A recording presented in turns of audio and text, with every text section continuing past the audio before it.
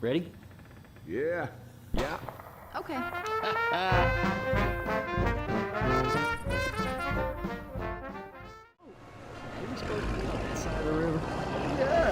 Our goal is right next to the bridge. On the opposite side of the water. Hi, my name is Gabe Newell, and welcome to Left 4 Dead 2. We love this style of zombie-driven cooperative gameplay.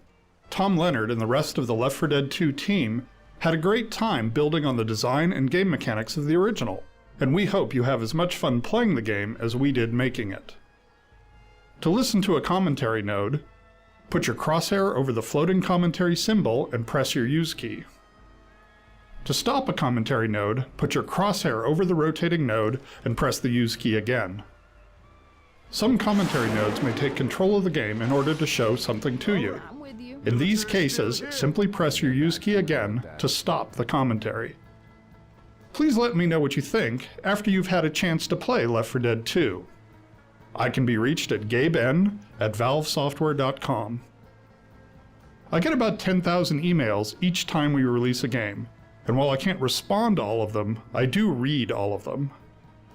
Thanks and have fun.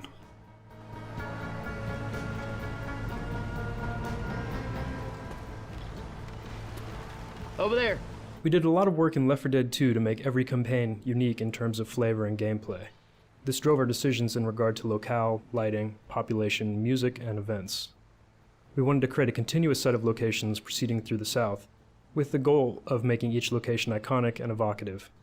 We drew up an overall world map of our version of the South, and charted out a journey through a variety of locations.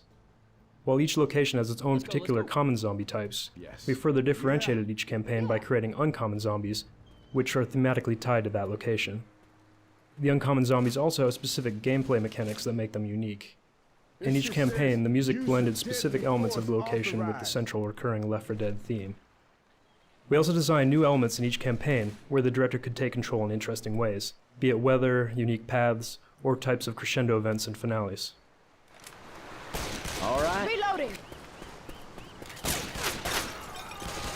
Since players spend the vast majority of their time shooting the common infected, we wanted to improve the feedback and visceral nature of this experience.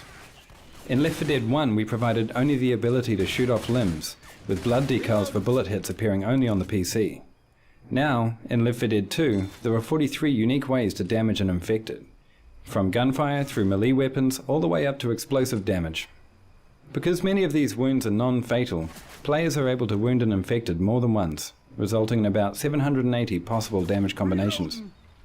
To create the appearance of a wound, we project a texture modified by an ellipsoid that culls the pixels of the wounded area from the infected, creating a cavity for the wound to fit into. To avoid memory overhead, instead of creating wound variants for each of the infected, the wounds are spawned as separate objects that work for the entire horde. Our scripting system allows us to spawn specific wounds from specific weapon hits. For example, the sniper rifle headshot explodes the head, and the axe creates a slash across the meaty areas of the body.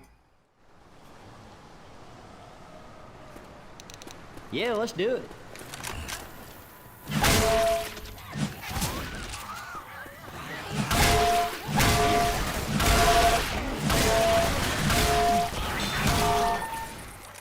Body piles were generated by tossing self-colliding ragdolls into a level in-game, then exporting out the result.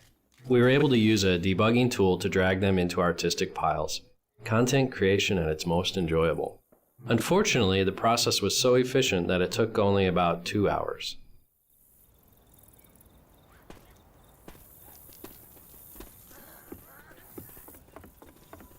The guiding sound design principles in Left 4 Dead, as well as Left 4 Dead 2, were to stay as organic as possible and to reflect the world within which the game takes place. For example, the monsters are all former human beings, grotesquely transformed. And as such, all of their vocalizations are human performances with very little effects processing, if any at all. The challenge with the new character sounds in Left 4 Dead 2 was to keep them clearly audible for gameplay, reasonably believable at unrealistic distances, and clearly identifiable as unique. The existing bosses already used the pitch spectrum for differentiation, so we expanded into more characterizations. The charger mutters arguably to himself. The spitter is trying to screech out her bio hairball, and the jockey He's on it.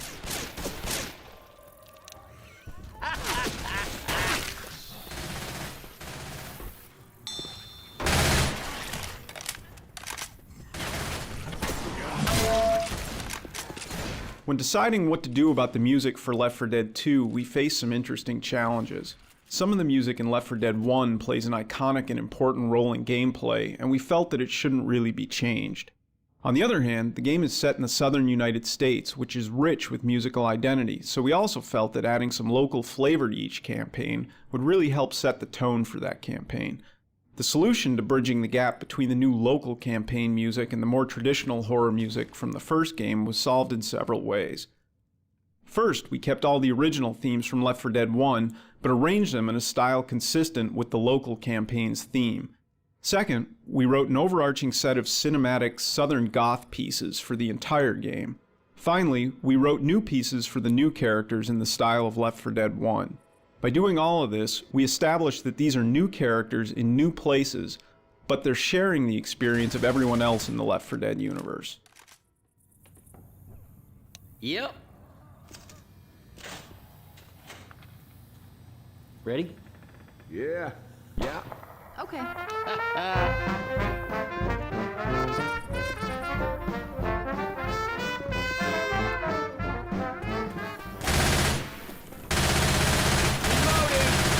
I'm reloading.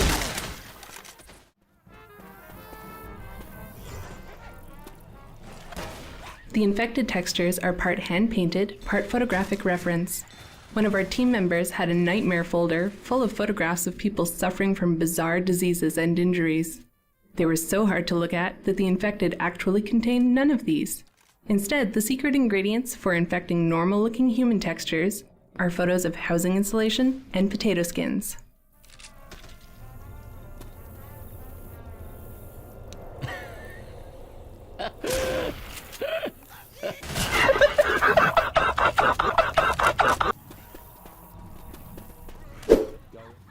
We wanted to invoke the feeling that the infected have lost their humanity and behave like feral animals. Seeing their eyes glow in the dark like those of a deer in headlights helps illustrate this. To create that effect, we authored the shader for the infected so that an artist could mark the regions that should reflect light towards the viewer in a texture. The artists quickly realized that they could also use this feature to make retro-reflective safety materials on clothing, which they put to use on several of the uncommon characters. You now see this effect on riot gear, CEDA hazmat suits, and construction vests. As a side benefit, we found that the retro-reflective effect also helped players identify targets in very dark areas. Hey, telling you something. This restaurant was one of the first areas we populated with tables and chairs. In early playtests, a survivor would pop a boomer, and the resulting explosion sent tables and chairs flying everywhere. It was a great effect. We decided to furnish a few more areas like this, so that more players would be likely to experience it at some point in the campaign. Hey, don't shoot the car. Yes. Safe house ahead! The pipe bomb has always been a crowd pleaser, but in Left 4 Dead The pipe bomb has always been a crowd pleaser, but in Left 4 Dead 1 we were forced to disable ragdolls and jibs and replace them with a blood mist due to performance issues. This time, with a new wound system, a new ragdoll solver and new particle effects, we finally returned to our original vision. The pipe bomb causes visually catastrophic damage to the infected horde, to the gamers and designers alike.